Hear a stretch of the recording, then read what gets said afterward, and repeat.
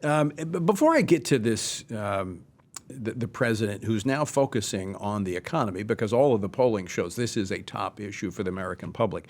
You know, a lot of coverage over the holiday weekend of the tragedy that took place in Texas. And of course, the call being for more gun control. A failure to see the underlying issue of the downward spiral in our culture because of a lack of respect for human life. And there's last week, the Secretary of Education appeared in committee. This is Secretary Miguel Cardona.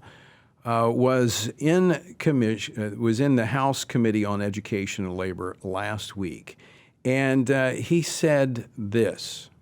But I'd be failing you as Secretary of Education if I didn't tell you how ashamed I am that we as a country are becoming desensitized to the murder of children. You know, I have to agree with the Secretary that we have become desensitized to the killing of children.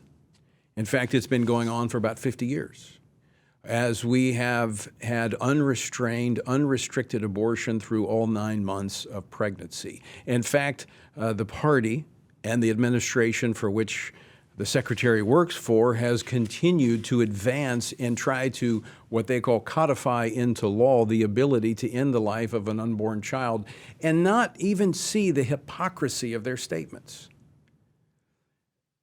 Look, I think what happened in that classroom in Texas was a tragedy. And for any child to be able to go to school, they ought to be able to go into a classroom and that be a safe place for them. There is no question about that. But it also ought to be a safe place for every child in America to be in the womb of their mother. And until we get the issue of the sanctity of human life right from the moment of conception until death, until we get that right, until we protect children who are most vulnerable in the womb of their mother, they're not going to be safe on the streets. They're not going to be safe in the classrooms. This is a moral problem in America. And no amount of gun control is going to resolve this, or any other proposal that's being put forth by those who continue to advance this culture of death. All right, the president today coming out with an op-ed, also meeting with the chairman of the Federal Reserve, Jerome Powell, to discuss the inflation crisis. Is this a making of the president through his own policies? Joining me now to talk about this, Congressman Andy Harris of Maryland, represents the 1st District. He is also a member of the Appropriations Committee. Congressman Harris, thanks so much for joining us by phone today. My pleasure to be with you, Tony. All right, the president, slow to address this issue of inflation. Last year, less than a year ago, was saying all those worried about inflation, not a problem. My experts say that's not going to happen. How did he get it so wrong? Well, he did get it wrong. And, at first they said it wasn't going to happen. Then they said it was going to be transitory. Now they're worried that it's going to extend well past the election and that they're going to, in fact, lose the election because of it, really as they deserve to. I mean, he has access to some of the best economic experts. And it's not that this is a Republican-Democrat issue. Even former President Obama's economic advisors former advisors were warning this administration that they were overheating the economy with pushing for more government spending. I mean, this seems like pretty much basic economic facts. I mean, you put more money into the economy, you're going to drive up prices, you're going to drive up purchasing, and that's going to heat up the economy. Absolutely, and when you combine that with the rising gas prices because of this administration's energy policy, this foolish energy policy, you compound that and you create a spiral that's spiraling out of control. You know, I talked to farmers in my district. They're telling me that when the crops come in this year, they're going to be expensive because the fertilizer's expensive, the fuel's expensive, everything's expensive. Tony, we haven't seen the worst of this yet. The worst is yet to come, and the American people are going to be furious because they have figured it out. When you spend that much money and you print it at the Treasury, this is the logical result. So, Congressman Harris, we have an election coming up, and as you said, this is going to extend beyond the election, which is bad for the administration because they're going to have to stand before the American people and give account for the policies that have driven this inflation.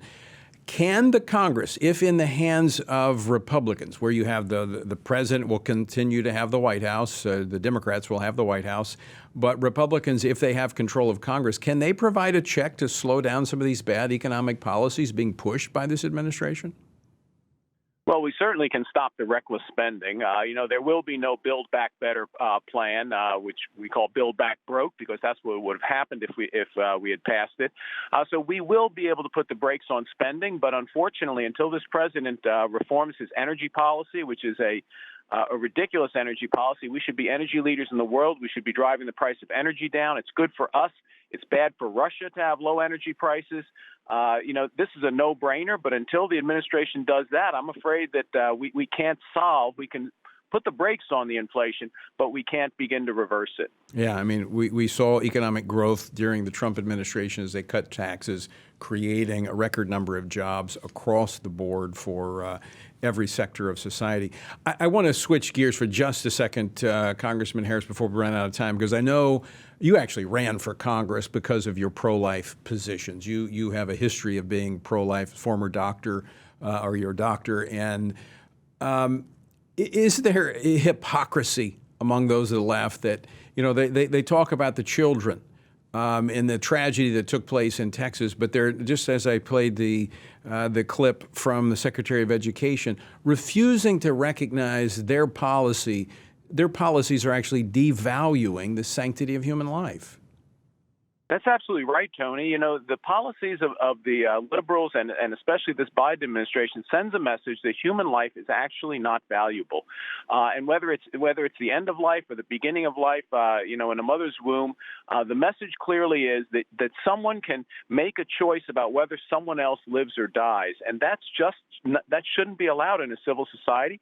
But, Tony, it's a result of, again, the liberals pulling back from any religion, forcing a secular society upon America. And in a secular society, there is, moral equivalency. There is, or I should say, moral neutrality. I mean, there are people who just don't understand what's right and what's wrong. And this contributed, I think it contributed in a large way to the tragedy in Texas. I could not agree with you more. I think you're absolutely right. Congressman Andy Harris, always great to talk with you. Thanks so much for taking out time to join us today. Thank you, Tony. Congressman